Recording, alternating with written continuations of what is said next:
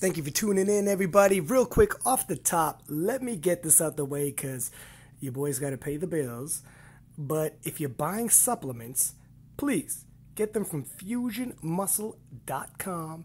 Use promo code KOTL25. Save 25% on all of the supplements. And believe me, FusionMuscle.com's got them all, from multivitamins to creatine to pre-workouts. They even got protein. So get at me.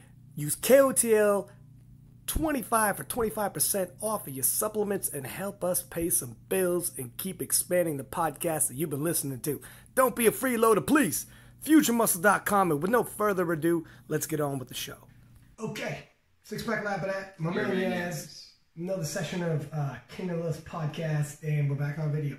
People have been saying, get the fucking video going, fellas. Podcast is good. I want to see these gentlemen. So for the first video, we want to do, it's going to be a U.S. Raw Nationals preview show. It's going to be a little special. There's going to be, we're going to have 4 of the top 74s in the world. Well, in the world, but obviously in the leading to U.S. Nationals. And I know some people are like, why don't you have this guy? Why don't you have that guy? Oh man, we're not going to have more than 4. 4 is going to be a crowd already. With 2 of us, I mean, you're probably going to, you're here for the intro, outro mostly. It's going to be tough to get in, but that's okay, because we need an intro, outro guy. But 4 is already a crowd. You can't have, how many people can you have at one time? People are just going to start talking over each other. It's a mess. Chaos if you have more than 4. Yeah. Like, you can go easily go around, you know, with 4. And with more, you know, with all respect to anyone that's not going to be on the podcast today, there will be other days. 100%. 100%. And the storylines here, the reason why we pick these cats, obviously Taylor's a given. You're not going to have this without Taylor there. But then Micheal Seay and Ricky Cho battling back and forth at the World Championships. You know, they had the squat world record back and forth, volleying it back and forth like a volleyball, right up until the end when it came down to the deadlifts. And it was a battle, man. It was one of the best battles of that happened in Sweden at that World Championships. That had to happen. Their banter back and forth on social media, leading into Worlds and since. Both of them being on the podcast, talking about that battle, talking about the social media, trash talking, and the hype they have. And they put forth, like they proved it. And they have world records and on the international scene, so they're established. Have to be, those 2 has to be on the podcast for that reason. Austin Perkins, posting a total that he did at an international competition. And this is the big thing. All the gentlemen we're having here, with all due respect for the other 74s, the cutoff is really, I just grabbed the top 74s that have already got international competition because they've been where everybody wants to go with these nationals. The nationals is essentially, it's huge to win a national title, but you're establishing who's moving forward on what national teams, etc. And these fellas have all been there. And Austin Perkins, 20 years old, posted a total more than the fellas did at the juniors at the World Championships. Now they would say, he's a new kid on the block. Yeah, he's a new kid on the block. Some big doors right now. Yeah, and he's got some people looking. Now those fellas at the Worlds would say, look at me, I posted a total I need to win. Dude comes in here, if I had to pull heavier, squat or whatever the shit, I would have. But so, and that's fair. All I'm saying is, like, Austin, man, he's got people talking. There's other dudes out there like Kevin Kevin Train, and there's some other dudes that, after the Nationals is over, we might have some new storylines. But these are the storylines we need to tie up some loose ends. People want to know, in terms of the trash talking between Ricky and Micheal, let's have them on. Let's see what they say. People want to know, you know, how does Taylor feel about these young guns coming up on him? Let's have them on with these young guns all in the same place. Let's see. After the Nationals, we might have some new stars up. Might be a different conversation. Might be same king, same territory, or a new king of same territory. Could be. You never know. Like, for sure, Taylor is a strong favorite. But, man, we've seen the sports upsets happen. Or even if the most probable outcome happens and Taylor wins, who's going with him? Who's going in as a junior champion? You could have 2 guys in one weight class, or who's next? How close is it? It's a foreshadowing, right? If these fellas come within 20 kilo of Taylor, fuck man, at their age, 20 years old, 21, 22, 23, etc., their progress, man, the beginning. You start seeing, is the writing on the wall there? Who's it going to be? Who's closing in? You know, it's a tap. You're starting to see how the story's going to unfold. So good to have these fellas on. Anybody who we don't have on who's a 74, we can still talk about them and get these fellas to talk about them. I will ask them, who else? You know, who else is out there that you guys are worried about that you think might be, ready to have their big coming out party? Because the U.S. Raw Nationals, it's massive. I mean, people all over the world watch it. So, anyways, with no further ado, let's get these fellas on. No worries, and I'm just hooking up the audio here. Okay. All right, can you hear me now? Oh, we can hear you. I can hear. Yo, check this out. When everyone joins. Flossin!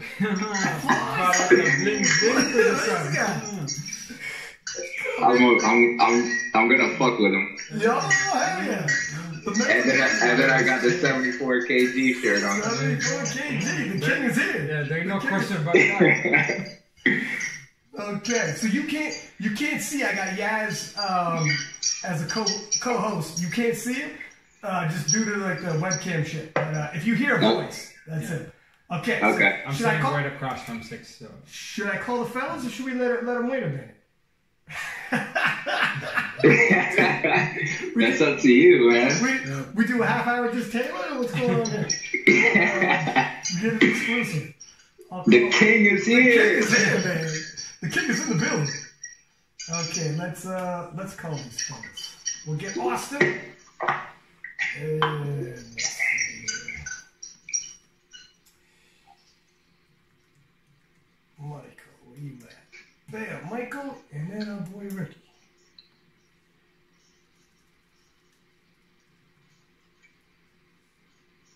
Bam. And let's add these cats. Okay, people are joining. Who we got? See them pop. Oh, man. Hey, what's up, guys? What's up, everybody? I think they Can everyone see me? Yeah, I can see you really fine. I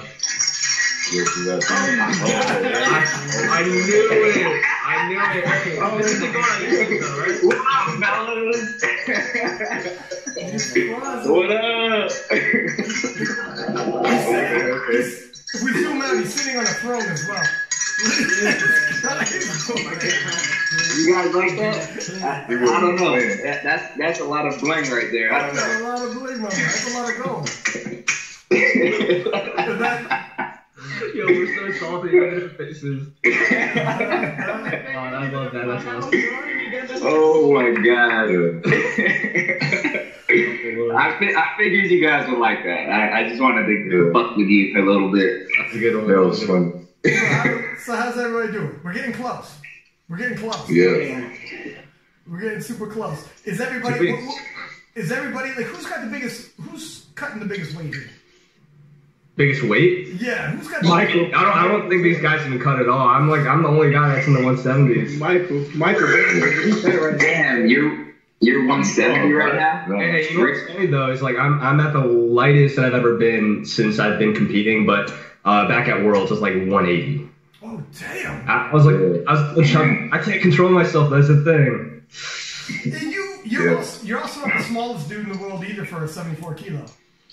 I think, yeah, in terms of height, but I mean, these guys got size, so it doesn't really matter at that point, right? But do you think, are you thinking about moving up to 83 at some point after this? Like, what's your goals?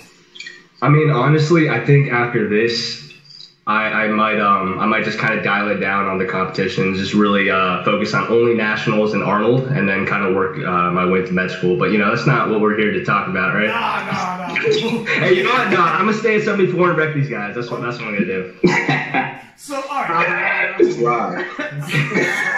So we have some background here. Okay. So obviously, for anyone watching, if you've seen the previous episodes, Michael and Ricky had the exchange back and forth on social media, getting everybody hyped up. It was a heavily hyped showdown. Going into the Worlds in Sweden, you fellas brought it. You guys brought the heat, tossed the world record squat back and forth. It was a battle right up to the deads. You guys took again. Oh, continue. The disrespect, man. So what do you guys, in terms of for yourself, Ricky, because you want a different ending to this. For yourself, what are you adjusting in terms of your training, and how do you think you're going to change the difference? And then for Michael, well, I'm asking basically how you're going to keep course and stay ahead. Let's Ricky go first. I mean, at this point, I think, when it comes to training, we probably have relatively the same style of training. And at this point, for all three of us, I think really it's just how long you can stay without without getting injured, and how long you can keep this momentum rolling, right? Like what happens is most people, when they take like a 4 or 5 month off season, they start going downhill and then they try to peak back up to where they were originally, right? But for all of these guys, they're all elite levels. They're trying to stay at that level and continuously push themselves forward. So the first person that kind of drops off is the guy that just goes off season and just starts dialing it back. Yeah, fair enough. I think, at least. And in terms of, because you want a different outcome this time around. You see absolutely, yourself in the head. What do you think the adjustment you got to make that happen from Worlds? For one, I got a coach this time around, right? I think all three of these guys are, outside of Michael, is getting coached by someone. And I took up Joe from TSA, fellow commentator from 74 kg Worlds. And I mean, it's been going very well. I think this go around, since I'll have a lot more jurisdiction as to what I'll be attempting, hopefully it'll be a lot closer to what I have been aiming in training. Yeah. And how about yourself, Michael? Are you doing any major adjustments from Worlds? So I actually do have a new coach now, Marcellus Williams. And as far as adjustments, I knew where my strengths were. I knew where my weaknesses were. Obviously, the strength being my bench. And the weakness is clearly my deadlift. So that was where the most work was needed. So that's where I've really been focusing the majority of my attention on, really trying to bring that up to par with these other guys. Because, now, I mean, even a 600 pull isn't competitive in our class now. Like, you're going to have to pull 650 plus to be within the conversation. So that was pretty clearly where I wanted to improve at. And when you were watching this, Austin, and you were watching the juniors in the World Championships, and then the total you posted, the 737.5 at the University Cup, where do you see yourself in this poll? Do you see yourself as is this kind of a moment for you to step ahead and say, look, I think I'm the number one 74 kilo junior in the U.S. or possibly the world? I mean, I have to be in the world now because they're too old now. Everybody in here is like, what, 23, 24? Y'all old man, so I'm just now touching 20. So I mean, in the world, I mean, yeah, they're out of there now. But in the nation, I mean, I just gotta prove it. I mean, of course they both, great lifters. Michael, great. Pug is great. I mean, I just feel like I just need to hit my numbers. If I hit my numbers, everything will plan out good. Yes.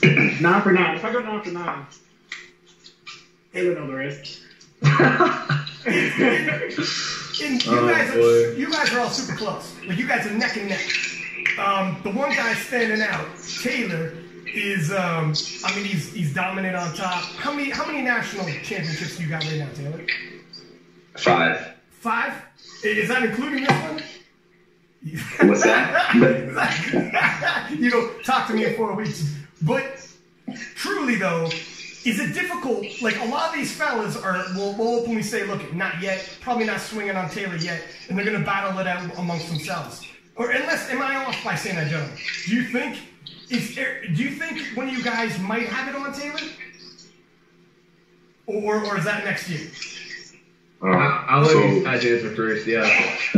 I mean, me personally, like from an objective point of view, like Taylor, he's clearly ahead of everyone right now. But obviously, with that being said, this year, I think not just for me, but for all of us, the goal is going to be to get as close as possible to him. So, to really push him, because he hasn't had anyone yet to actually push him like that. So, what about you guys? Yeah, how do you guys feel about it? Because look at this is sports.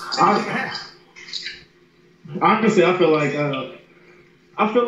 if it comes down to it, I feel like we could probably all give it a run because with my squad, the way my squad's been going, I told you this time, last time I'm on the podcast, like my training numbers getting close to Taylor's.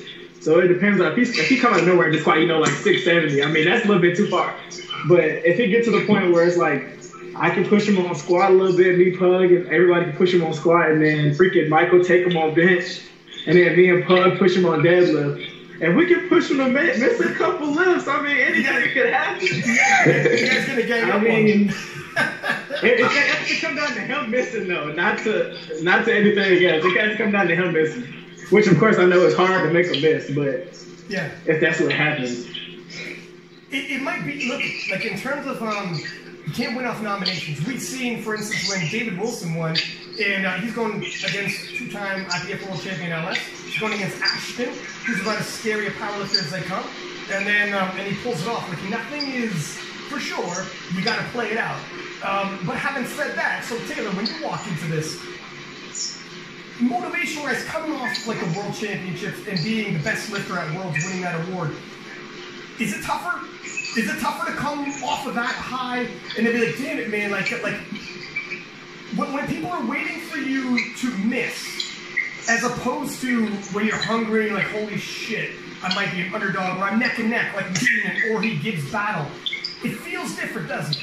And what do you think what do you think you're going to perform better on? So I just did the seminar yesterday, and I was talking to someone that asked me when I lost in 2016 Worlds and 2017, and then I come back in 2018 and win, and then I come back in 2019 and destroy Kel. What a lot of people tend to maybe potentially drop off after two losses, like two big losses. And what I attribute kind of my tenacity and my grit is to football. I've learned how to essentially week to week, regardless of if we win or lose, it's always on to the next, right? And if I lose, it sucks, but it's on to the next one. And if I win, great. Now it's on to the next one. So you never So for me, I have no pressure on me. I have lifted that off my shoulders. I'm the 2-time world champion now, 5-time national champion. I have no pressure. I don't have to compete with anyone truly but myself. These guys are great lifters, and they're young, and they have nothing but upside. But I have, I'm the best lifter on the planet right now, pound for pound. I'm the 2-time world champion. What else do you want from me? Probably the best hair, man. I'm a little mad you're wearing a hat, though. People are upset about that, but that's all right. We'll have a big reveal for next time.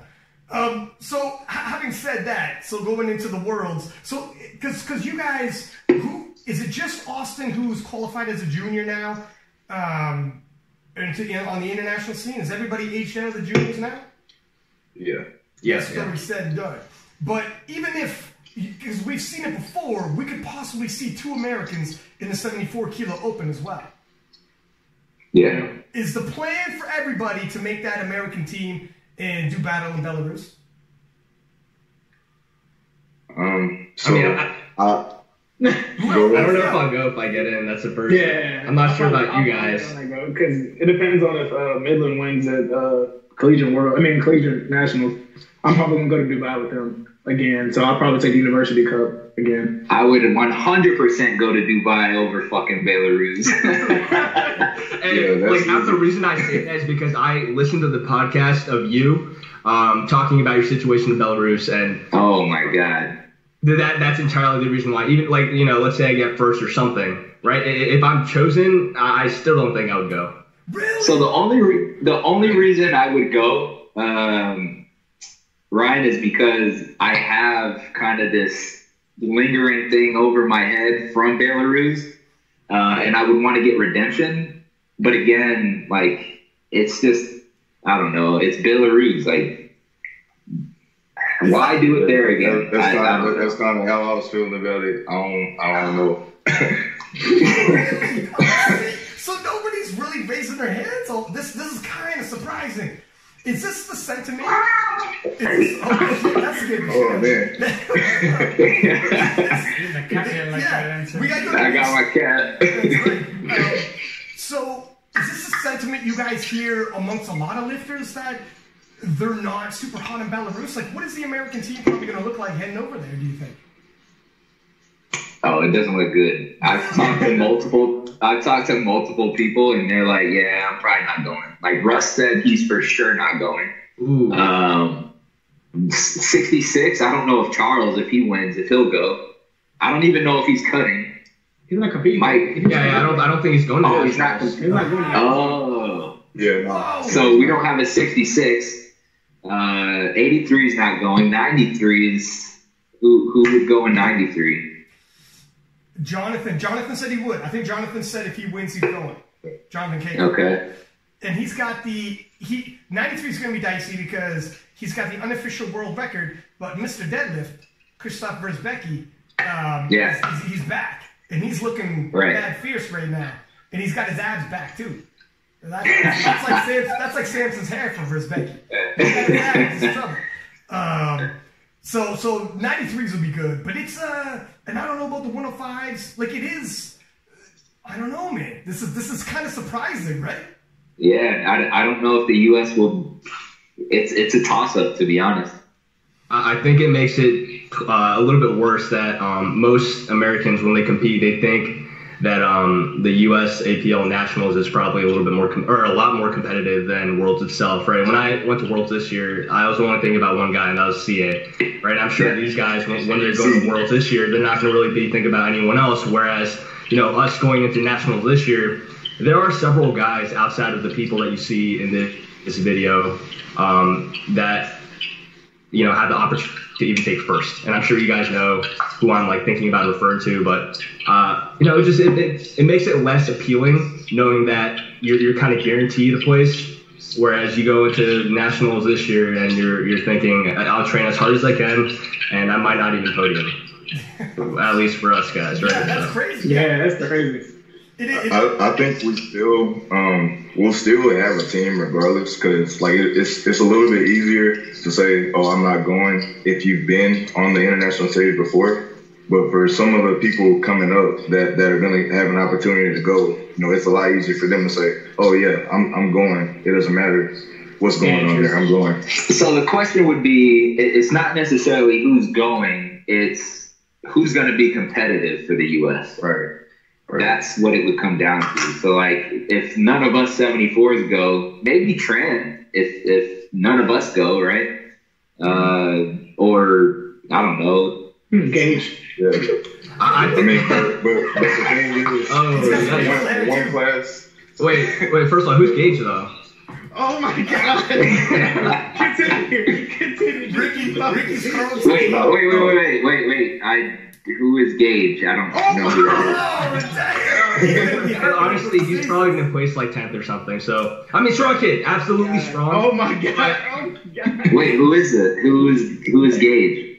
Nobody right now. But anyway, anyone in the top 10 will absolutely get first. I can't wait for this to drop. All right. Oh man.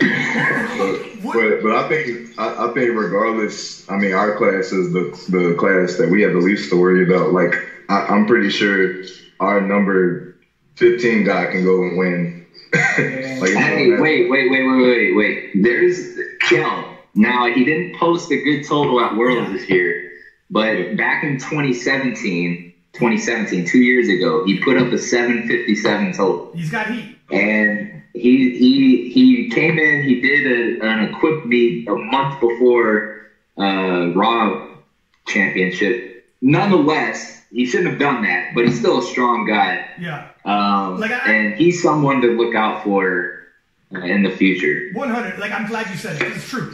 He wasn't going to beat you that day, but he at least could have pushed and made it a little more competitive. I think that was definitely foolish, man, doing like a freaking equipped meet a month out.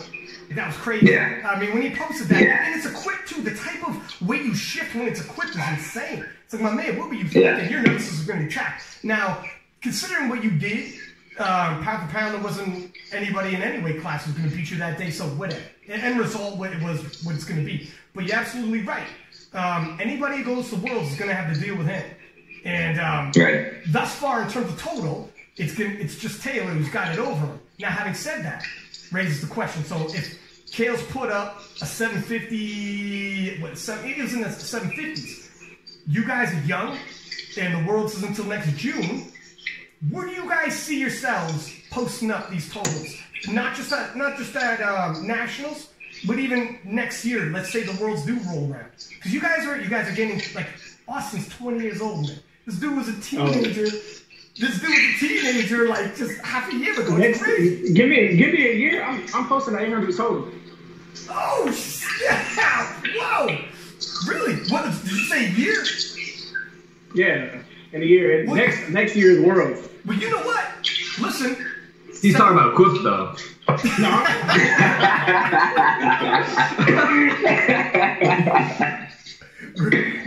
Ricky's always got something to say. No, but 737.5, and that was, when was that? Was that July? When was the July. So, yeah, a year. I mean, what was the progress before that? Because at 20 years old. I think it was like, I went 630 in my first row meet, then 688, and then 737.5. Okay. Yeah, we're pacing.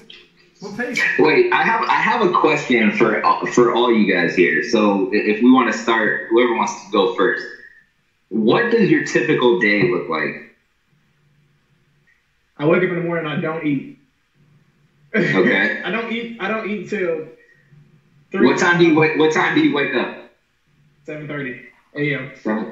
Okay, and you go to school. So like, what is your class schedule? What does your class schedule look like? I got 3 classes some days, 2 classes some days. I have class from 9:30 to 2. Yeah, 3:20. And I'm done practice the whole time. I eat when I get done with class, and I go to practice at 5:30. I practice, and then I go back home, eat again, so go to sleep. Okay. Like 1 a.m., 2 a.m. Shit. All right. Michael, what about you? So I wake up normally probably 8:30. I'm actually going to school on an online program, so I use a little bit of that time to study and things like that. Go train afterwards, eat, and then I work evenings, nights. So I end up getting back, just say like 12:30ish. Eat again, study a little bit more, and then go to bed. What do you do for a job? I work in a warehouse, forklift operator. All right. So physical. And then mine's pretty simple and basic. I wake up probably around 9 to 9:30 a.m. I spend 2 to 3 hours coaching every morning, and then I study for 4 to 5 hours for the MCATs. Get my workout in, and then I go to sleep. So it's pretty.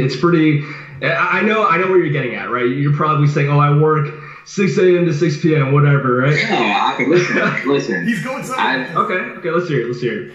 He's going. I've been in your guys' shoes where I literally slept. I breathed football, and that's all I lived for was practice. I studied. I did well in school.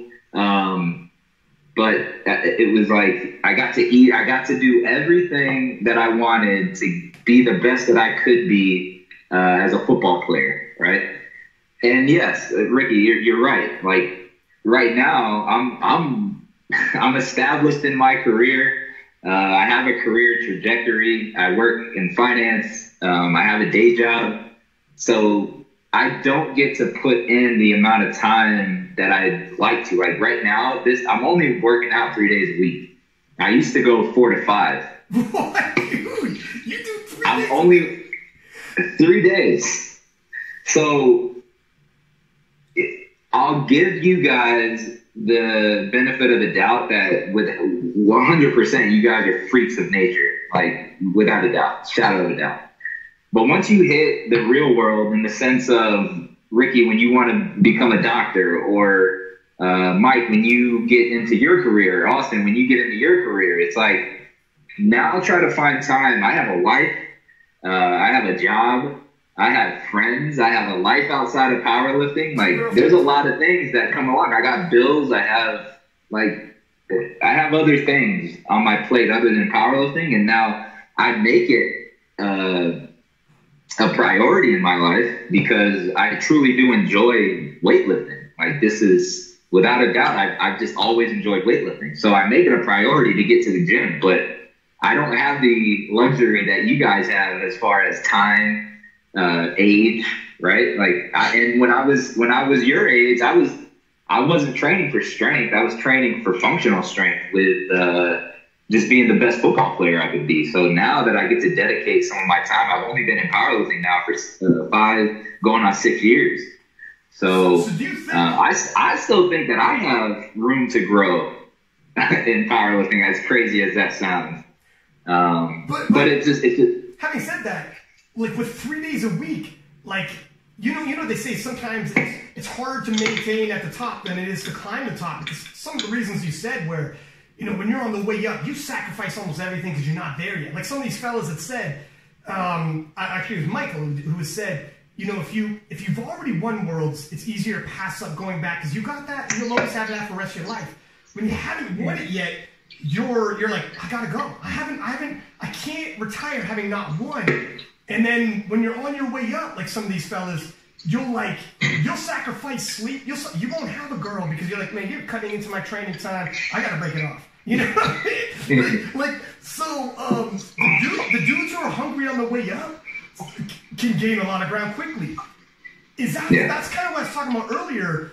Is it tougher being in your position, like, because like when Austin says, I want 800, and I want 800 by next year, man, and you know, this dude's 20 years old. You know, he could slow down in his late 20s and like, fuck it, I'll slow down, get a good job, get a girl, whatever. Right now, the wrong girl approaches me and is like, you're training again? You're like, girl, you're gone. I am not there yet. What do you think? When you think of that, when you lay down at night and you're like, shit, man, these dudes are coming and they got some big goals, like this, and you're going 3 days a week. You know, what do you think when you think of that? Because I was surprised were you doing 3 days a week when you got best lifter at Worlds? No, that was 4 days. Shit. But listen. But don't get me wrong. I'm actually hitting volume PRs in 3 days. That's crazy. So regardless, like, again, I prioritize it. I have to make sure that I get it in 3 days versus 4, but I'm still hitting volume PRs in those 3 days. So, well, I mean, I'm sure when we turn 30, we'll probably only be able to handle 3 days, right, guys? Like, come on, that's probably gonna be like an upper limit at that point. And you know, I mean, like, I understand, like, I respect that, and you know, I told you guys that next year I'll probably start dialing down the competitive aspect. And obviously you have your own jobs. You guys are fairly older than us, so you have your career started, you have your family, whatever. I mean, the thing is, when I'm 30, that's not going to, I'm not going to be saying anything like that. What? You're not going to be saying that you hadn't hit your goals you wanted? No, I'm not going to be saying that I'm training 3 or 4 days a week. What are you going to be saying? I'm just going to be working, that's it. No excuses, right? Like that's like, to me, it's like Taylor, I respect you, but it just sounds like, you know, let's say you come second, and then people will say, oh, he's only trained 3 or 4 days a week. Imagine if he trained 7. You know, and it's like I respect it. Like, I understand your circumstances, but I'm not gonna, like, whatever happens in my life, I'm not gonna say it's kind of bringing me down. I'm not gonna say you guys are doing this. If I did that, I'd be up to you guys, or I'd be way further than you guys, etc. I'm not saying anything like that. What I'm saying is, I have different stresses in my life versus you guys. So while you are making the amount of progress, and it seems like, man, this guy just hit a 30-pound or 30 kg PR, I'm like, oh, okay, cool. Just wait until I hit that 830 kg total, and I'm 3 days a week. Okay. Is that something? Well, so okay. First off, because there's been some debate and some talk, and I got a lot of DMs asking if you were going to move up to 83 kilo, Taylor, at some point. But now that you see the young guns, and these dudes are young, they're hungry, and there's actually like, this is entertaining shit, man. You know, the social media back and forth. This is probably the hottest division in powerlifting right now. Have you cooled off on the idea of moving up to 83? Or are you think of staying at 74? Because real quick, by next year, if these fellas are hitting some of the numbers that they could be, we could have some great battles in 74. Or are you thinking, you know what, I think 83 is where the big dance is? You know, I don't know. I have so many goals outside of powerlifting. I have a day job and I'm doing really well. So who knows if I'm even going to be able to do powerlifting next year? Like, I don't know. So I can't say that I'm even going to move up. I don't know. But I know that the time that I have now, and as long as I can compete, I'm going to put my best forth. And if I'm able to continue to powerlift and do the stuff that I'm able to do at the level that I think I'm capable of, then I'll continue powerlifting. But if I don't think that I have a chance to win or be competitive, then I'm going to let these guys just descend into God mode, and I'm going to take the back seat because I'm going to start studying for my MBA. And that's going to be something that I don't even know if I have time to lift weights anymore. So we'll see. Is this surprising for some of you guys to hear? Because I didn't expect this coming. This is almost turning into a retirement announcement. Listen, it's like I said, what else do I have to accomplish? I've already showed the world that I am number one, regardless of if anyone beats me in the future. I don't care about that. The future is the future. It is what it is. Like right now, where everyone is at my age is at the same amount of time to fucking lift the same amount of weight as I do, and no one is even touching me. So you guys can say what you want about my age and this and that. Like no one is doing what I'm doing pound for pound. And like, regardless of if you guys do it in the future, that's the future. Like, I can't worry about that. But what I'm worried about is what I've done now and today, and that is a world championship. And I put no doubt in anyone's mind that I am the strongest in 74s, and I'm strongest pound for pound. So I've accomplished what I set out to accomplish. And you guys are obviously still hungry, looking to chase those. How much would it mean to you guys before Taylor leaves, being as established a champion as he is, to, before he leaves, take the title from him as opposed to he leaves and you take a vacant title? Do you think that's a big deal, or do you think lineage isn't as big as in a sport with, like, powerlifting? Because in other sports, like individual sports, like for instance, like UFC or boxing, very big deal to not win a vacant title, much bigger deal to take it off the champion before they leave. Even when I think about like the Olympics, when it comes to individual sports like racing and Usain Bolt, it was important that Bolt lost in a race and then he retired. He could have retired at the Olympics, and then that would have been it. And then from there on out, everybody's just like, well, you're not Usain Bolt. He stuck around, he ended up eventually losing, and then he retired. Do you think the lineage, it's important for your guys' legacies for a lineage and to try to get there while Taylor's still there? Or do you think it's okay? If he leaves, the numbers stay and you just try to best his best number? How do you feel about this when you hear this? If he leaves or if he stays, he's going to be the number 174 in the world. No. One day. Simple as that. One day. Yeah. I mean, I think, yeah, like I think it would be like cool either way. It's obviously an accomplishment regardless to get to the top, but it is a little bit sweeter for him to be there and to actually beat him versus, you know, he leaves and then a couple of years later Yeah, I out-totaled a couple of years ago, but he's not here competing head-to-head with me, so, I don't know. Yeah, the head-to-head, like when you're on the platform, not to put too much air in your tires right now, Taylor, but like he's a legend in the sport, right? So when you hit the platform with a legend, though, it matters, right? People remember battles. People remember, or if he wasn't there, and let's say it's at the Worlds, if Micheal's not there, it's not quite the same. It's not quite as sweet as that showdown. And if you unseat the king, and not just any kings, the champion of champions, I mean, that's a massive, that's a moment. That's a sporting moment.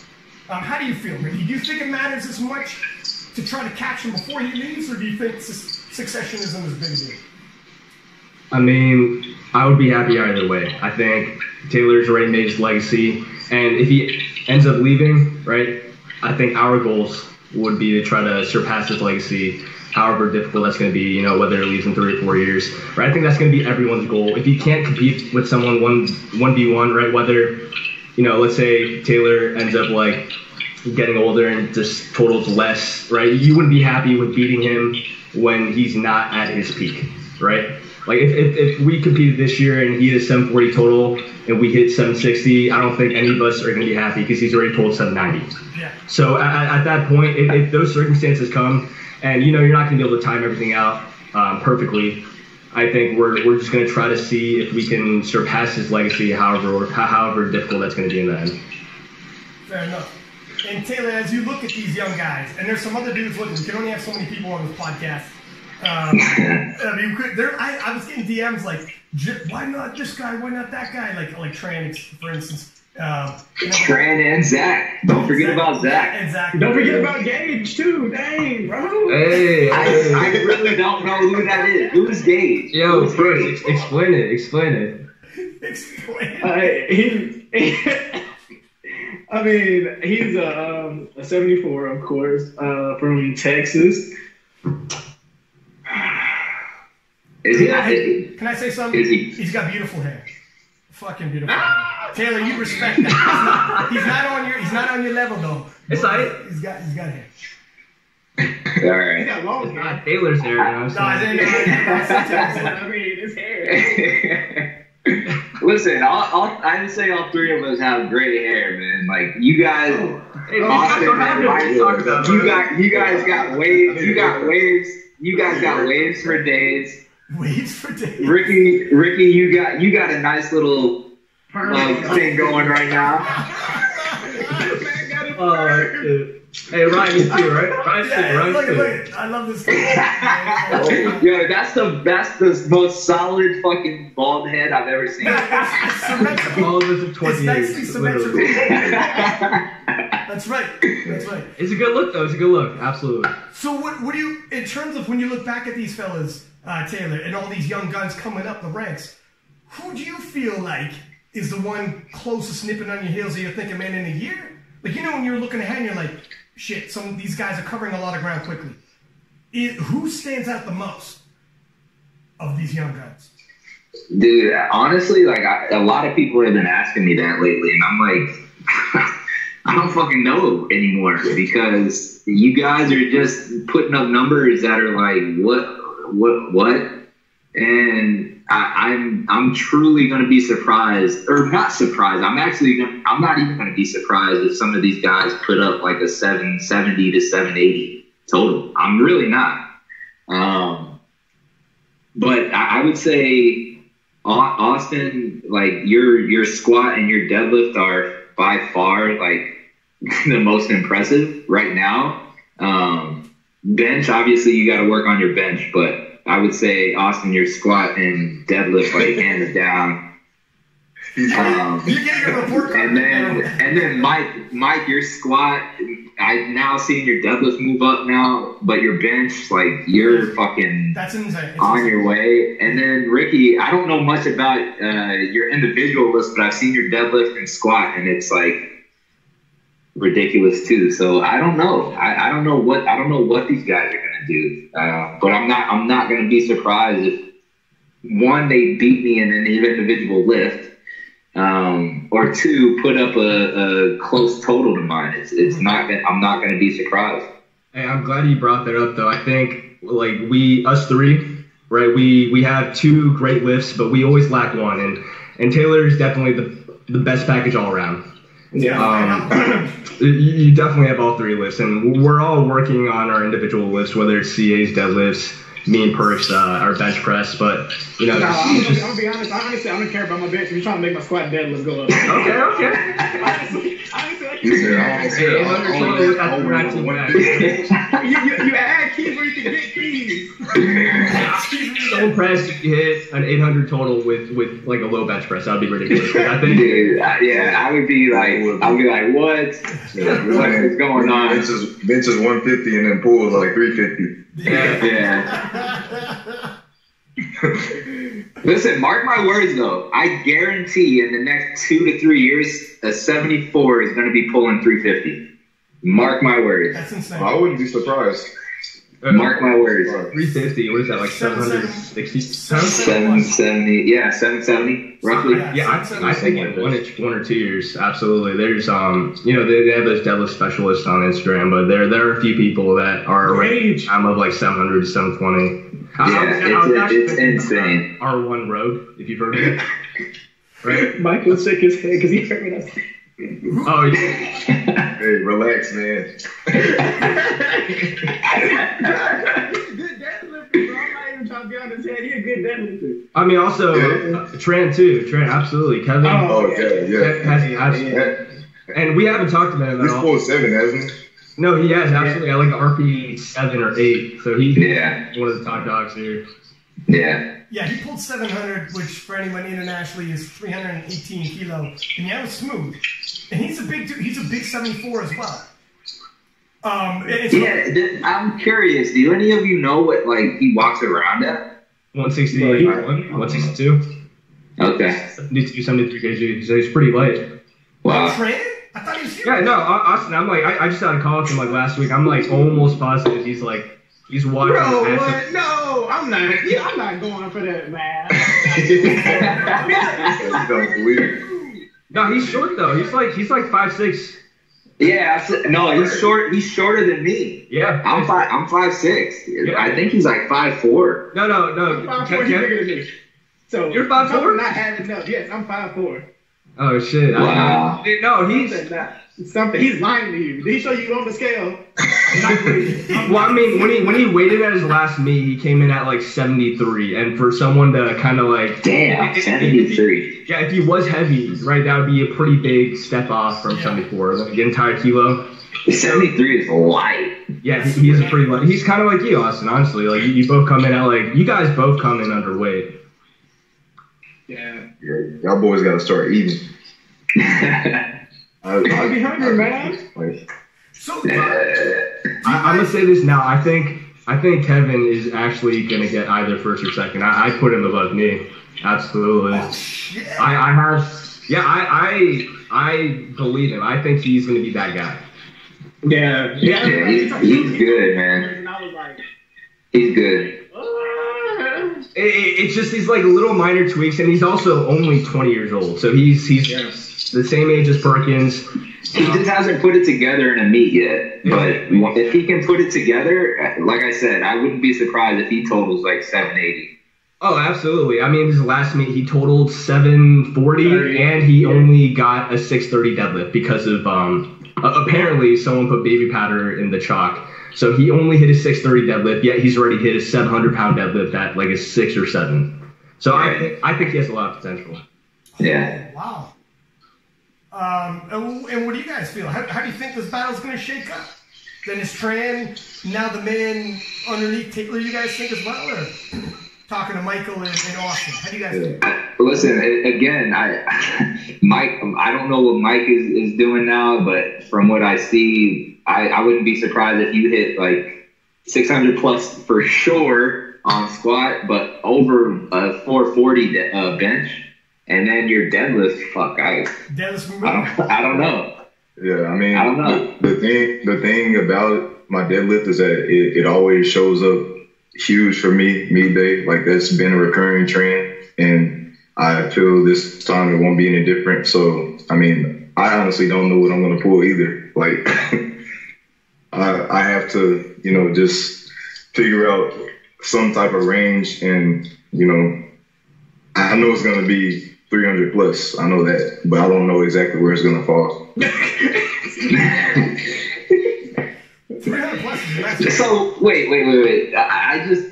So Ricky, I can't believe that you walk around at 175 plus. No, here's the misconception. So when I posted the picture of my weight scale, it was after an entire day of food, after salt, after water, and that's when I ended up being like 187, 188 pounds. But by no means do I walk around even close to 180 pounds. I actually walk around like 173 to 174. That's still 10 pounds, dude. Like, how does that affect you on meet day? Oh, a lot, absolutely. I mean, like at this point in time, I kind of assume that I'm only going to be able to match what I hit at the gym. And, if that's what it takes for me to be at a competitive level, then by all means, I'll take it, right? I accept that. I understand what I have coming into me. But I'll tell you what, it took a very long time to realize that, coming from, I used to be about 200 pounds. So I used to be a really big boy.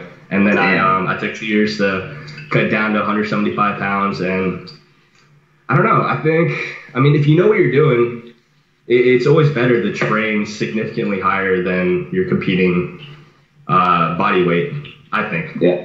It isn't, like 171 isn't the crazy, like early 170s is doable, 10 pounds of water. It's literally a science though. Like you trial and error and have to hone that in, and because I've seen people, it swings perfect and guys smash big weights and they look half a weight class bigger than everybody else, and mass moves mass. There's a reason why there's weight classes, but also it can backfire if that doesn't go well. And here's the other thing, when you're weight cutting big and traveling, now U.S. nationals will be fine. When you go across the Atlantic and you go in a place like Belarus, oh my God! It's a world champ. Sorry, he had to get in there. Sorry. But you go place in Belarus, the weight cuts can be a factor. But you guys now, Austin stays underneath, and Michael, you don't cut very much weight either, right?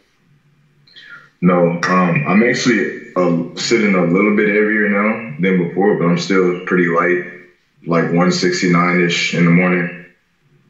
So. You do water loads? No, I normally don't. I just manipulate food volume the last few days, and that normally gets everything that I need. Okay. What about you? Where are you sitting at right now? What would you like to know? 175.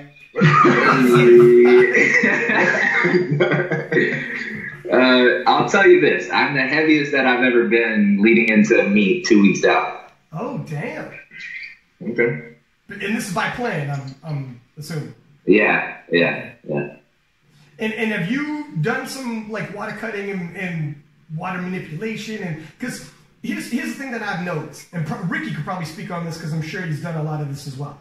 When you cut calories, that impacts you. It's hard to bounce back, eat a lot that day after you weigh in, and bounce back when it's calories, right? There's only so much your body's going to digest and use.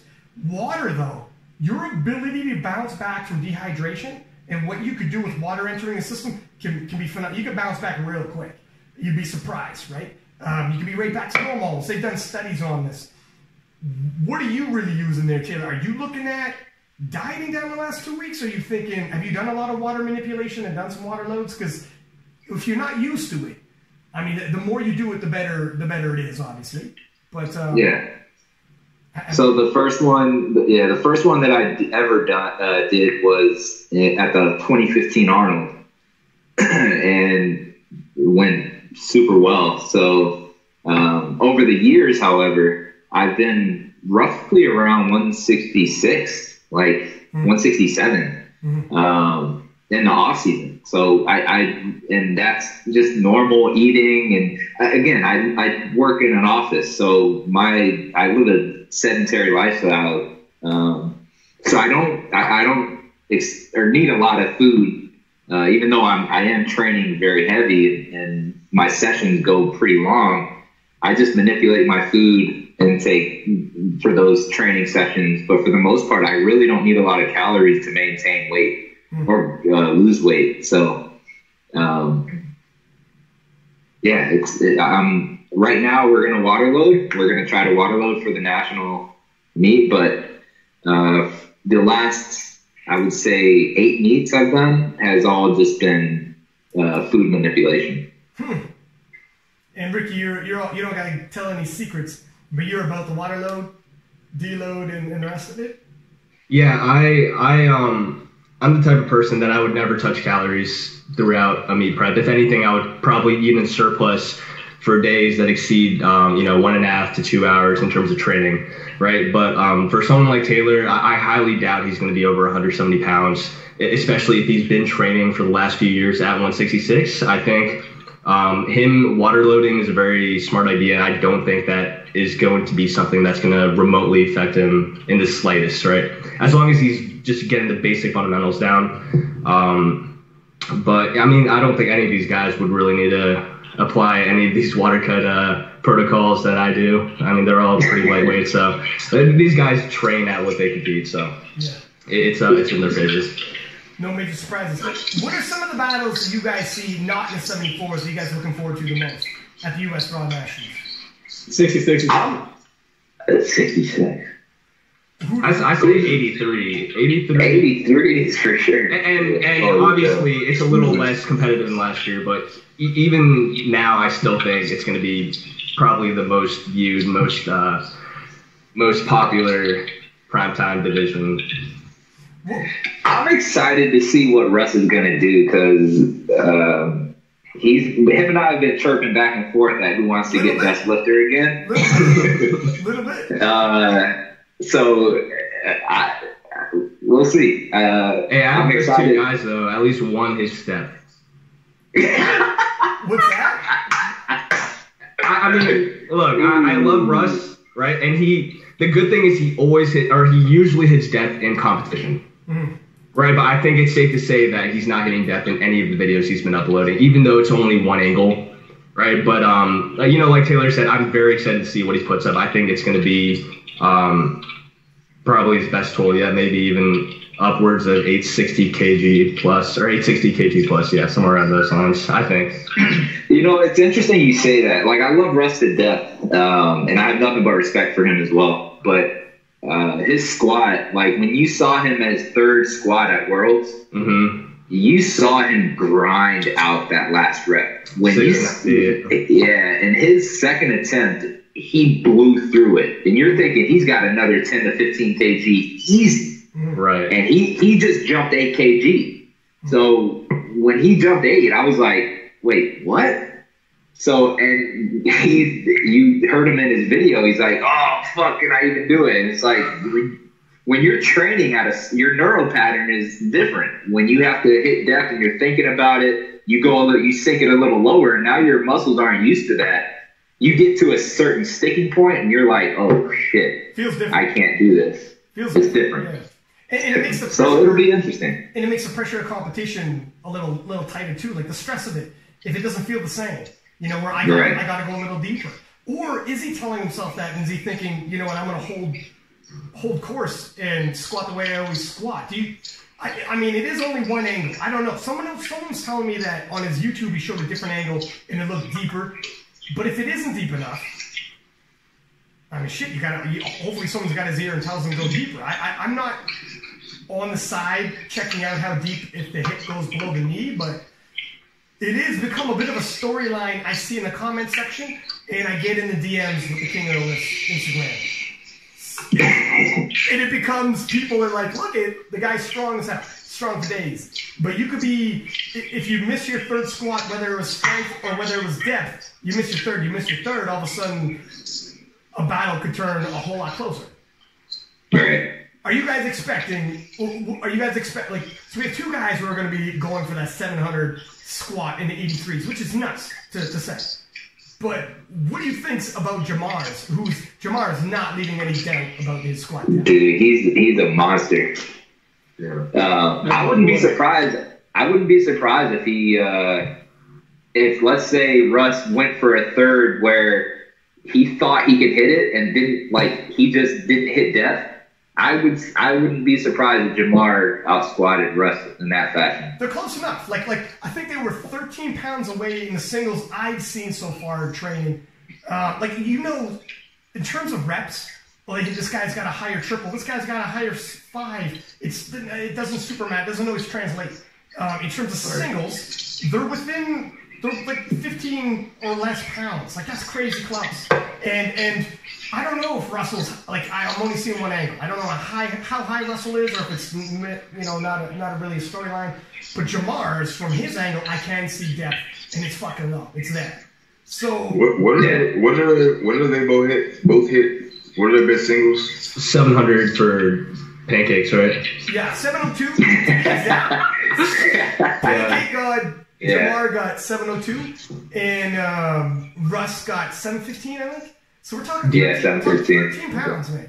Do you know how much he weighs, though? He looks like a big guy. Just based on his video, I have no idea how tall he is, how much he weighs, but he looks massive. He's in the early 190s, I believe, right now. It should be a normal cut for him. But, what does a normal cut do to him when it comes to competition time? Either way, let's say, I think him and Jamar, if two guys, it's a race who's going to score. First off, whoever gets the lot number advantage could be the first man to squat 700 in the 83s. Right. And that'll come down to just who got that lot number, who gets to go first. Usually you want to go second, but in this rare situation, when you're you could say, I'm the first man ever, you actually want to go first because both these dudes can squat 700. We know that for sure. Well, I shouldn't say for sure, anything can happen, but in terms of the total, can anybody push him and actually take his crown, you think? Or is this just not, he's just too far?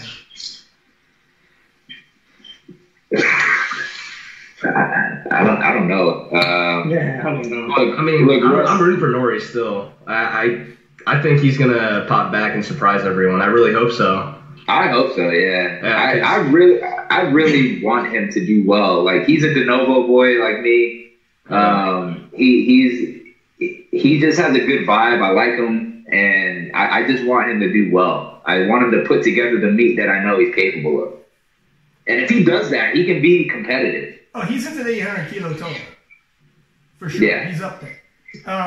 Look, if somebody misses a couple squats or misses something, the gates blow wide open. It's anybody's game. What about in the women's? I think women's, man. Call me crazy. Miss Amanda, dude. Amanda Lawrence 84 is crushing it. That rematch is integral here. Like, we're talking, it's not very many months in between. Not a whole lot of, in terms of the progress between the both of them, you can make some ground, but I'm thinking this is still going to be tight. And the World Championships came down to the very last deadlift. Uber tight. I think it's probably the best showdown to watch. What do you guys think? Oh, for sure. Hands down. But again, I think Danny has a lot left in her.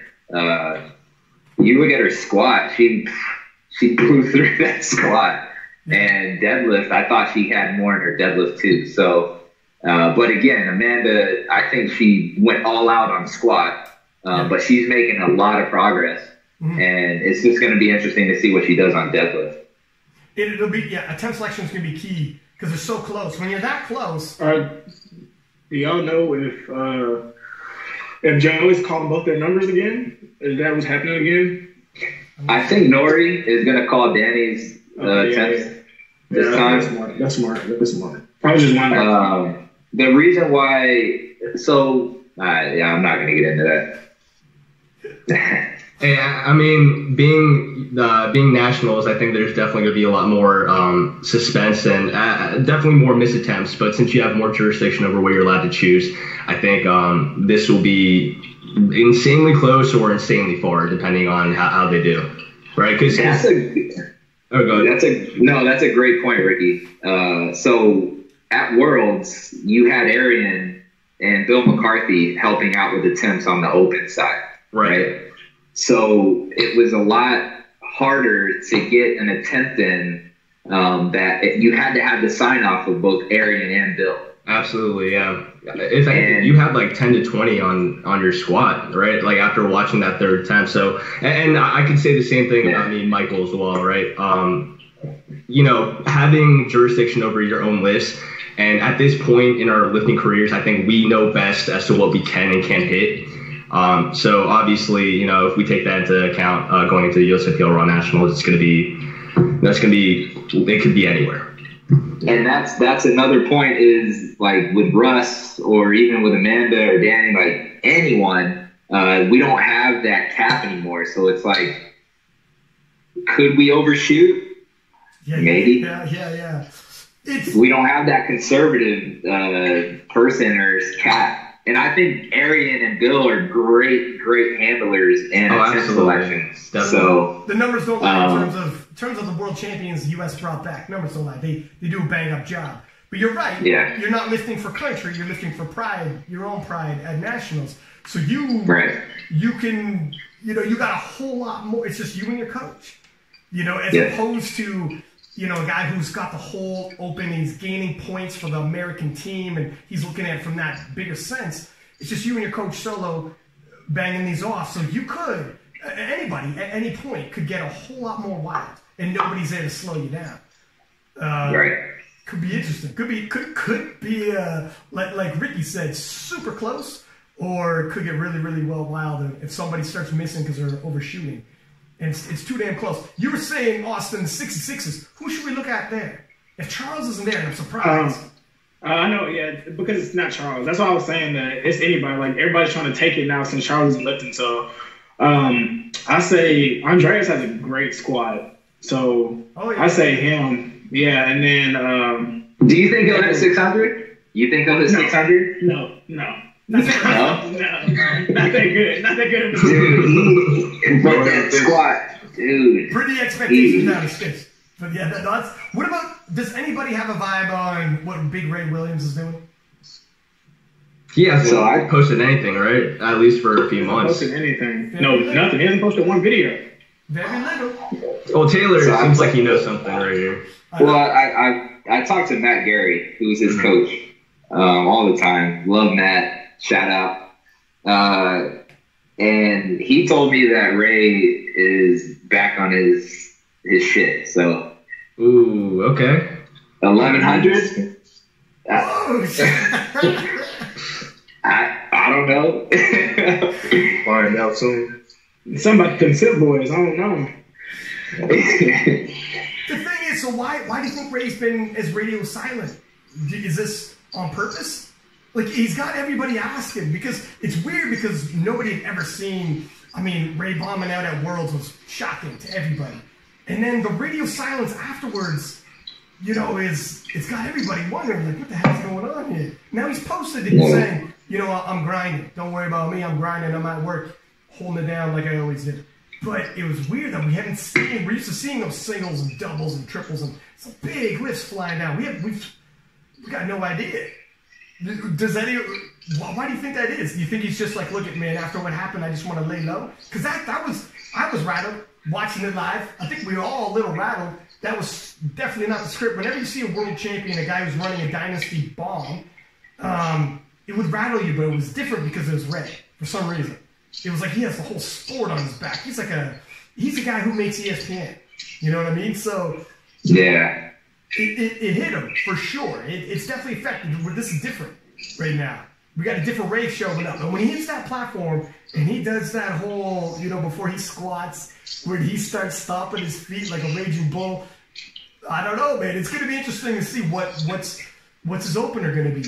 Is it going to be conservative just for confidence builder? Or, it's a different animal we're not used to.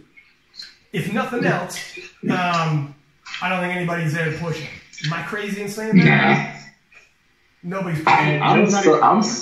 Yeah, Joe's not going.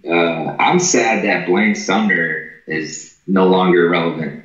Like, he was the one that I think could have pushed Ray even a little bit, but he's nowhere to be found. He's doing straight equipped. Yeah. But Ray, I think Ray's. I don't know what the radio silence is all about. But I think Ray's going to be Ray at Nationals. I think you had him on your podcast, right? I did. You had him on here. Before the Worlds, I did, yeah. Oh, did you hear about? Did you listen to Matt Gary's podcast? I talked to Matt, and Ray came out as well. Yeah, he was crazy sick. Like he was throwing. Yeah. I believe was he hospitalized? Now I'm trying to remember. He was crazy sick. Like it was bad. It was to the point where I know Matt was like, "Oh shit! If we would have put this number in or that number in instead." I'm like, Matt. It still didn't matter. He couldn't bench. Like I think it was 275. Like man, if you can't bench 270, he was bombing no matter what. He wasn't fit. Yeah, he had food poisoning for sure. Yeah.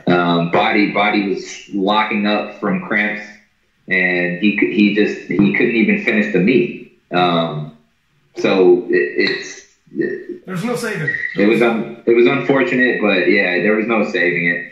I'm surprised that he walked out that much weight after what he went through. But my man, when he walked that out, I was scared. It was scary as hell. He was like in a plane experiencing turbulence.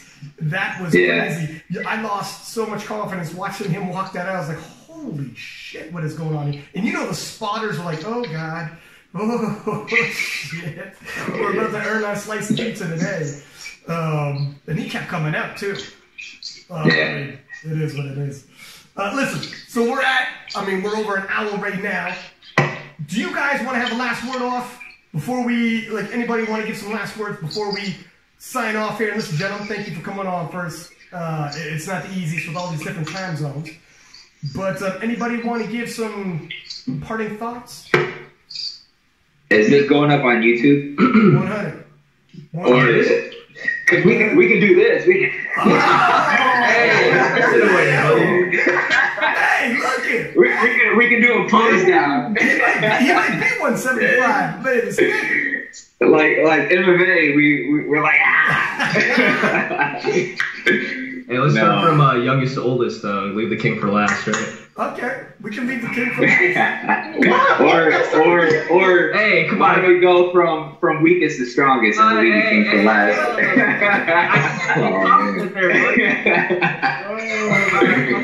I'll start. I mean, I talk a lot of trash online, right? But I have nothing but the utmost respect for these guys. And for the most part, right, I think when people see me posting online, it's just a joke. It's just all friendly banter, right? But one thing I can say is I think this Nationals is going to be absolutely fire. I'm so excited to compete with these guys on the platform, and I feel blessed. I'm just having this opportunity to even talk with you guys here. So thank you. Yeah, appreciate you guys. How about your thoughts there, Michael? Because you've also been involved in some of the trash talk and help hype it up. And I tell you what, it doesn't hurt in terms of building hype for this thing, right? It's but what are your thoughts on it all? Yeah, for sure. I mean, like Ricky said, obviously outside of the little banter back and forth that we have, I'm sure we all have the utmost respect for each other. At the end of the day, we're all trying to do the same thing. We're all trying to accomplish the same goal, which is to just go in the gym every day, get stronger, and to show up on meet day and put up the biggest total that we possibly can. So, I mean, I'm excited too. This national is going to be just crazy, especially with our weight class. And for anybody that's listening or watching, if you weren't planning on watching the 74 primetime, you 100% should, because I believe it's going to be the most interesting class to watch this year. I can second that. I think it's definitely the hottest division right now. What are your thoughts there, Austin? Well, to bounce off what Cho and Michael said, I think it's a blessing, and to consider, to be talking to these guys. I never thought a year ago I'd be talking to raw people anyway, because I was a equipped guy. I only equipped a year ago, so it's crazy. It's a blessing to be considered good around these great lifters, and I wouldn't just talk about myself and say I'm one of the best yet, because I haven't done a lot, honestly, for myself. I might have won the university cup. It was just college people, put up a good total, but that was because I didn't have any competition there, so I could just do freely what I needed to do and not worry about slipping up and losing. But I think this Nationals is going to be, great. It's going to be a great meet. This is the first time I've lifted in a meet and had, like, this much competition, like, more than one person or 2 other people to worry about. And that was, like, 6 other people I need to worry about. And I think it's going to be a rush, a lot of adrenaline, and it's going to be fun, man. I can't wait, bro. Honestly, can't wait to meet everybody in person. I'm probably gonna fangirl on Taylor, but it's all good. I'm like, hey, you know what's funny? I saw Taylor last year, and I couldn't like get myself to go up to you and like take a picture because you're on your phone. I was like, I'm leaving. I gotta take a picture. And I feel the same way though. Absolutely. Yeah, I can't wait, man. And then there's the king. What do you think, my friend? As we're I mean. You threw out some things out there, so people are like, oh shit, how many more competitions do we have, Taylor? This is, very introspective. Looking back, I mean, if you're even thinking about winding this down, this makes these few competitions left even more important. Who knows how much longer you want to stick around. What are your thoughts on potentially a 6th in a row? And with these young guns, and some of these guys could be the next Taylor Atwood, string together their legacy. You're watching these guys right now, and looking ahead, when you're retired and you're flipping on the screen, you're like, holy shit, I remember doing that podcast with those cats. And there they are at the Worlds now doing some crazy things. Like, are you able to take all that in and are you process it like that, living in the moment, or what are your thoughts walking in this? Yeah, so first and foremost, thank you guys for hopping on here and just being able to talk cordially. It is a competition at the end of the day, and I'm going to beat you guys, but I do want to say thank you. But at the same time, like who I do truly want to thank is, and I didn't get to talk to him after Worlds, was Kel. So if you're listening, Kel, thank you, man. You pushed me to a point where I didn't think I could be pushed, and after 2017 Worlds, I wanted to make it a mission to beat you, but you pushed me to a point where I didn't think I could push myself, and you truly did make me better, so thank you. But also to these guys, thank you, because even as young as you are and as old as I am, you guys continue to be a motivating factor for me. And don't think that I'm not watching you guys, because I am. And I know you guys are coming in ready to fight, and I appreciate that. None of you guys are coming in and laying down and thinking Taylor won it and this and that. Like, you guys are coming in and chirping and getting some hype going, and I like it. I love it. This is what I live for, guys. Like, you guys don't understand. I want the competition. Like, I don't like winning so much. As much as, like, I do like winning, like, I don't like taking it by a landslide. I want the competition. I want you guys to come in ready. So fucking train hard, continue. Austin, eat more. Ricky, lose some weight easier. Mike, continue doing what you're doing, but get your deadlift better, dude. And let's make this thing a competition, dude. Let's go, man. But yeah, I'm so excited to see where you guys are coming in. I'm excited to see where I land.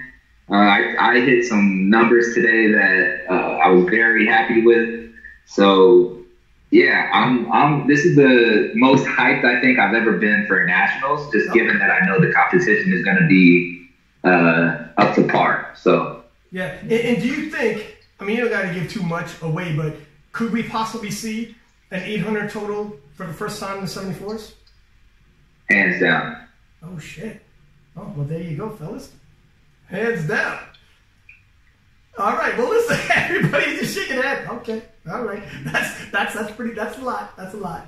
But listen, well, I know, I mean, putting this all together, I'm glad you guys all stepped up. Some people don't like doing these. Some people don't like going, the face-to-face with all the people they're going to be competing against. And all you guys conduct yourself like gentlemen anyways. That's why I try to tell everybody. But much appreciated. Good luck in training. And I'm not bullshit when I say it. The 74s is probably the hottest division. It's the one that we get the most in terms of DMs. Who should we have on? They're like the 74s. When I ask what weight class, they're like, gotta be the 74s. And it's not just the fact that you guys are all uber talented, which you are. I mean, we've never seen the talent that we've had, but even the personality-wise, you guys don't all have to be the same. You know, you guys all have, it's across the whole spectrum here. You know, and there's a little bit of trash talking back and forth and certain storylines. And I think afterwards, a couple of you guys got to Google Gage and find him on Instagram and check him out. Oh my gosh. Taylor's What's his name? Taylor's like, I've been watching you guys. Not Gage. I don't know who the shit that is, but I've been watching you. I haven't heard. I haven't looked at the roster for nationals, so I don't know who's even going except from you guys, Tran and Zach. But Gage, no disrespect, man. You're flying under my radar right now. Hey, you'll see him on the non-prime time, so don't worry about that. Hey, but real talk though, I think we should make the first day the most streamed day of nationals. Absolutely, like we have to make that happen.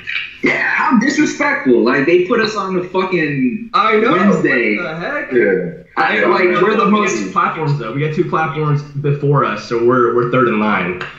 Okay. Good for me. Yeah. That's true. I don't know. Like 83s get their own day. Like, come on, man. Yeah, they didn't get their own day. That's BS. Do Yeah. you think you guys will stream more?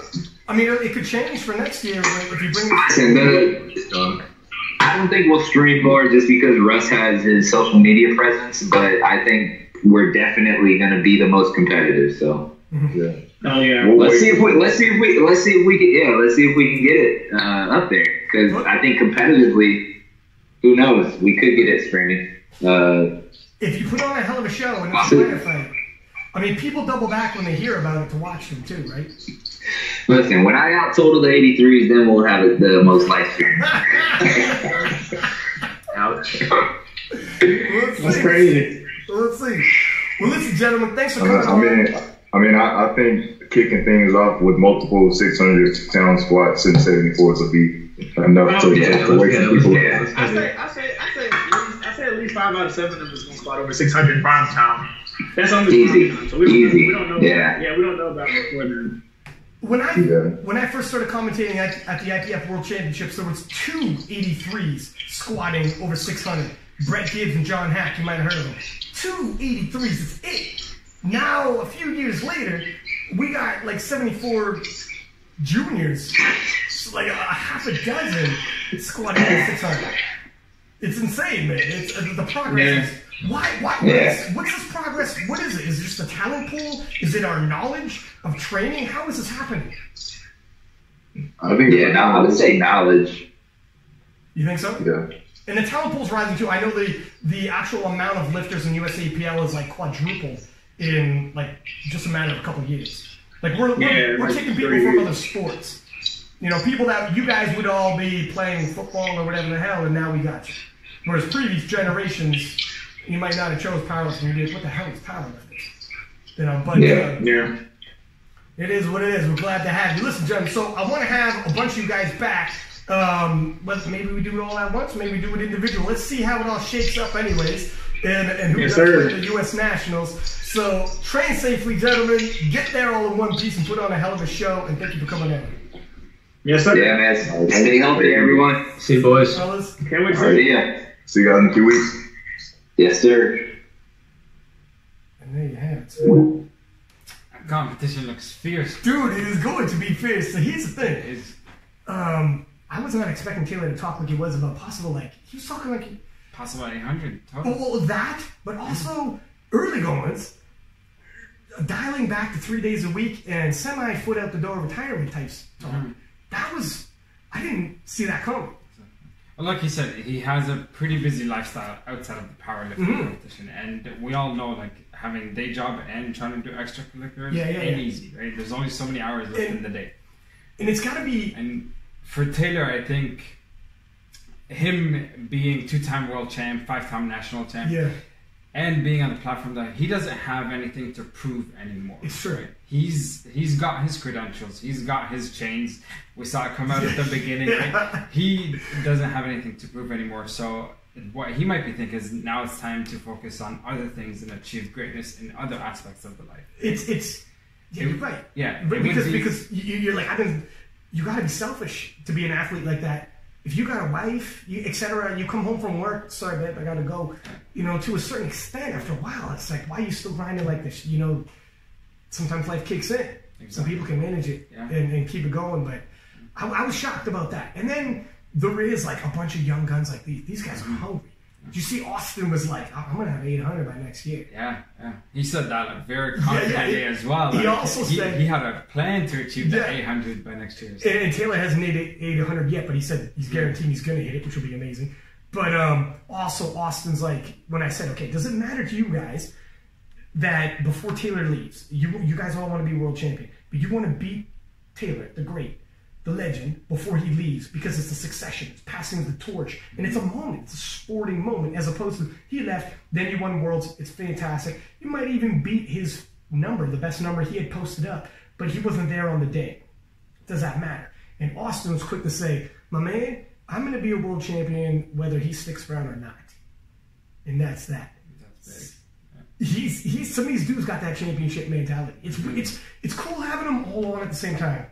You have 20-year-old Austin, 30-year-old Taylor. One guy is on his way in, and he's talking like he's hungry as shit. When I was talking about like if a girl's like me, you train too much or whatever, and you'd be like, man, adios. And Austin's like shaking his head like, yeah, that's. And then on the other side, you got Taylor's like, man, I got a life, I got things I gotta do. It's when you have athletes in any sport like that, it is interesting to see like one guy's on the way up. Mindset as well, from a young man to an older guy like Taylor. You know, like you said, Austin's coming in. He's hungry. He's fresh to the sport right now. Yeah. Right? He's got his eyes set. Sacrifice. Yeah. You'll sacrifice. And for him, it doesn't matter who's at the top, right? He knows his goal, whether Taylor's still there or not. He's going to push to get there. And he knows he's still young. He knows he's got the power. He's got the strength. He's put up numbers greater. He's capable. It is he wasn't at the World Championships when Micheal and Ricky posted up and they had a battle back and forth and tossed around a world record. It's phenomenal. Everyone watches the World Championship stream. He wasn't there. He wasn't at like the previous nationals. He's 20. He's just hitting it now. This is. But he's just knocking on the doors right now. This is the one. Just opening. So for him, he's looking at like this could be my coming out party where I'm gonna hello world, here I am. It could be. And if he makes it a battle and he gets close. That's when people are looking, especially how Taylor's talking, and this could be just the way Taylor's feeling now. I don't know how much longer I can keep grinding like this. It's tough being at the top. I might check out if I checked all these boxes. Maybe 6 months down the road, it's like, you know what, fuck it. I'm all in again. I don't care. Like, people's feelings change. You can't hold it forever. But because of the way Taylor's talking and the progress that these guys are making, people are going to start scouting who's next. And this could be, we might be seeing. A guy like Austin's thinking like, hey, it's me. I was surprised when Ricky said, I think Kevin Tran, who's not on the podcast, maybe after the U.S. Nationals, we're going to have him on, and it'll be a hell of a storyline right there. Let's find out. There's so many guys. You can't have everybody on the podcast. And I wanted these guys who were already at the Worlds and World Championship level, and I'm familiar with them, already commentated at the Worlds, so bring them on. They were already on the podcast, too. They have a history of bickering back and forth on social media, so there was a storyline we had to complete. You have to do it. You got to do it. But there's more storylines to come after the Nationals. Who knows what the new storylines are? And we got to have on a Kevin Tran, whom I was surprised. Ricky's like, you know what? I'm putting him ahead of me. I think he's number 2 behind Taylor. Nobody's saying they're taking Taylor out yet, but he's like, I think he's number 2. I was surprised. Sometimes dudes you just hold fly that. Under the radar. Dudes, yeah. And also, even if you think that, you don't say that. And Ricky was like, fuck it, I'll say it. I think this dude's got to watch. It was interesting, man, having these guys on there. It was when Taylor was going around being like, what's your day? What's your day like? And he went through everybody.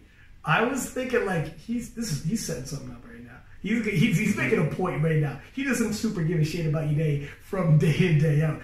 But I was still surprised. I thought he was going to go the opposite route. I thought he was going to say, I live for this. I never breathe this. Like this is what I thought training, especially now. Yeah. I mean, I thought he's going internationals now. Like instead, he actually went with like I'll do like 3 days a week, mediocre workouts. Not mediocre. He still says he hits 5 PRs. Yeah. Time wise, like 3 times a week. These fellas will literally be doing double that, probably 6 days a week. Some of these fellas are going to be doing twice as much work in the gym as Taylor. That's wild. I don't know. Like, is that, what if he's? You think he's bullshitting? Who knows? It could be. Who knows? Yeah. I almost want to message the strength guys and be like, "Is that real?" Yeah. Just verify that coaching. So I asked him, "How many days a week did you hit before Worlds?" Because he won Worlds. If it was 3, then you're good because you won the World Championships on 3. Fine.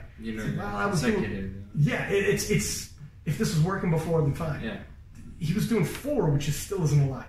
3, this is as less as he's ever been. That's fucking, I don't know, man. That's kind of, I was shocked to hear that. So he's training less than he's ever trained. He's still talking he's going to post the biggest total he's ever posted. But that could also be the platform that he has to talk a big talk because he's king right now. You do, man. He's going to need a big total. Yeah. He certainly can't roll backwards with these fellas that are young. No, knowing all that fierce competition that's under him, if he misses one or just one low number, you know you're falling from the top. I do see now why, though. If he's like, look, I don't know, giving my schedule, if I can continue putting together, if it's going to be 3 days a week from here on out, and he'll progress, but maybe not like to the tune of these fellas. Yeah, like maybe you do be like, do I check out before someone catches me? Or do I keep tempting fate and keep coming back, knowing in my heart I'm not giving 100%? I don't want it like these guys want it. I'm not going to sacrifice these guys are going to sacrifice. That's sports all around.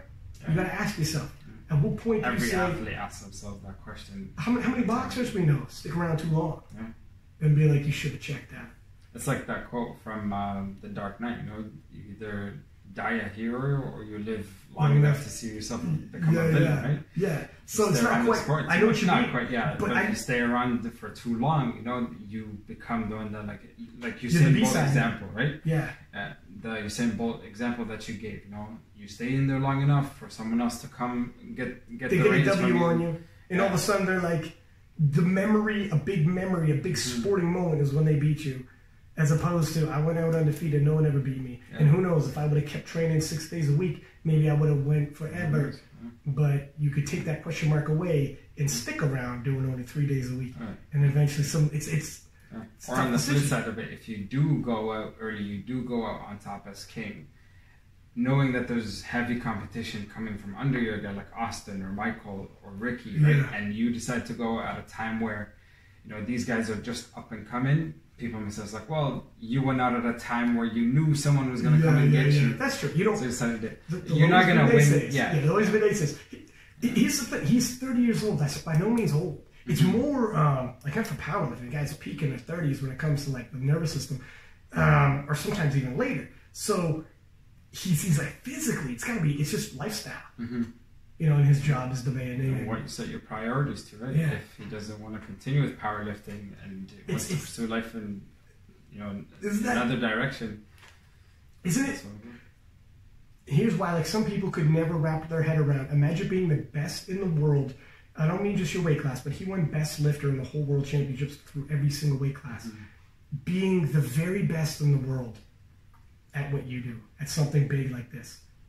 Like, imagine that you were the best of the best, pound for pound, period. That's you. You walk around with that. I think that'd be very difficult to walk away from. How do you fucking walk away from that knowing, man, you gonna stop? That's like Jimi Hendrix putting up his guitar and be like, I don't think I'm gonna play guitar anymore. I'm gonna work a 9-to-5 job. Or like, you name it. Usain Bolt in his prime. Be like, you know what, man, I'm not gonna race. I don't want to run. It's like, holy shit. You're gonna walk away from that? Yeah. You're number one though. If you were ranked 15th, all right, life comes in. But how tough is that? How many people walk the world right now will ever experience that? And then, and eventually, time will come where it's not up to you anymore. Father Time is undefeated. He's like, all right, you can no longer do this. You can't turn back around and go back. So while you have it, that's a tough thing to walk away from. That's what I'm saying, where he's talking this right now, but maybe when it comes time, okay, so you're stopping? You're not going to do the next Nationals. You're not going to Worlds then? When it comes time to actually vacate the throne, that's when you'll be like, that's when you're really. That's it's one thing that, it's natural to lay your head on the pillow at night and be like, I don't know how long I can keep doing this. It's another thing to actually pull the trigger on that thought. Doubts come in, especially when you're 2 weeks out and you're sacrificing like crazy, and you feel like you're being pulled apart from, and you're like, man, this off season was not nearly short enough. But when the off season does come, you'd be like, oh man, I'm the best in the world. Right? Do I just go to normal? Normal Joe 9 to 5, you wave at me when you see me pull in with my car. Dog comes out to greet me at the door. Wife and 2 kids meet me at the door. And hey, honey, how was your day at work? How was your day at work? Have a beer with Bill. Maybe throw a couple patties on the barbecue. You're going to do that for the rest of your life and then you die. Or you can be the best in the world. It's crazy. And the highs. Well, like you said, you can only be the best in the world for so long, right? Eventually, time and age will come up to you. It's just a matter of it won't be up to you. When will you make that decision. Sometimes you want to go out on your own. Yeah. On your own. It's almost always better to go on your own terms. You're at peace with it? Yeah. You're at peace with it. You know you've done a career for yourself. You've made your impact. You've made your mark on that weight class and you went on out the the way sport you as wanted. well.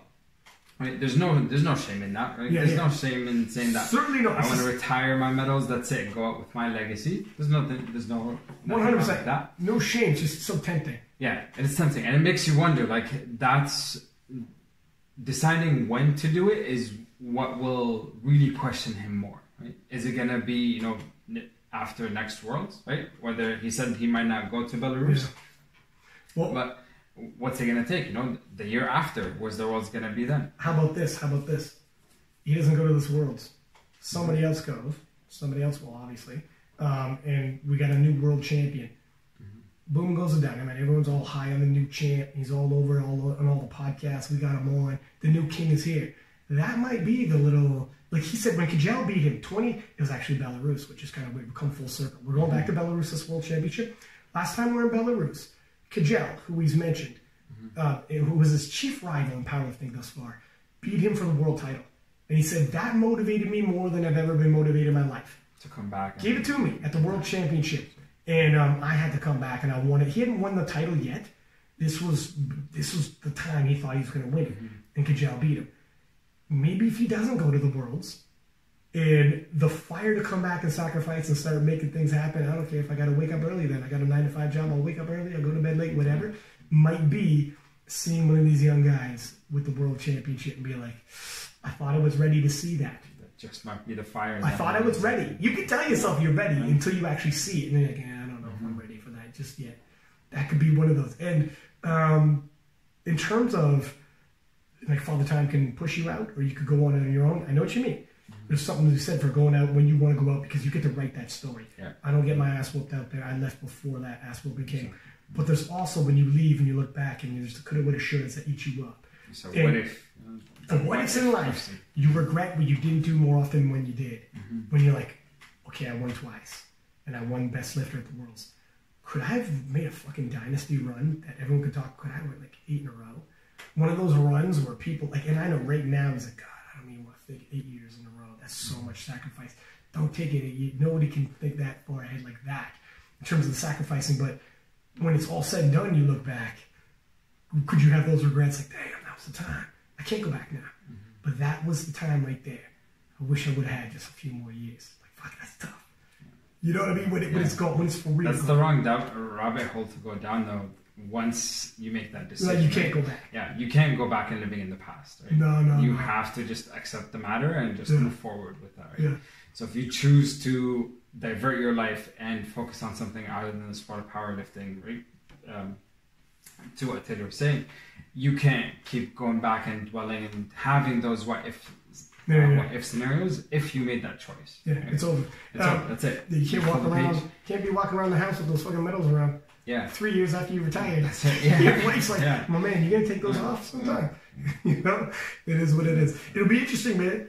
And Ricky said something along the same fact as well. Like once he does his MCATs and gets into medical school, he might not be in the powerlifting world, for a very long time. So he has his goals obviously set in life and he's working towards that. Powerlifting is just that motivation, that competition that keeps that fire. Maybe studying for MCATs, that's what keeps him going right now. Yeah. Hey, you need an outlet. You need something. Yeah. Sometimes it's good to have some kind of outlet. Yeah. It's just as long as it's not a distraction. For some of these fellas, if you look at it, like Ricky said, look, I put that guy ahead of me, that guy ahead of me, whatever. If you think that, then maybe you might be like, okay, if I'm thinking if I think Taylor's gonna win, and I think another guy's gonna come in second, those are 2 spots I'm probably not going to Worlds. So the temptation of staying might be lesser if you're like, look, if I don't think I'm going to Worlds, then I'm not gonna make it impact my potential career. Whereas if you're thinking, no, I think I will go to Worlds, and I want that title before I retire. It depends on where you're at. You know what I mean? Yeah. But Ricky could, he would be modest there. The dudes, if he puts any one of these dudes puts together a good day, we've seen the U.S. can put together. You're allowed, I forget how many lifters, but some of these weight classes will have 2 lifters in it. So even if Taylor wins, somebody else can go. So, or maybe even 3 of them because Austin's still a junior.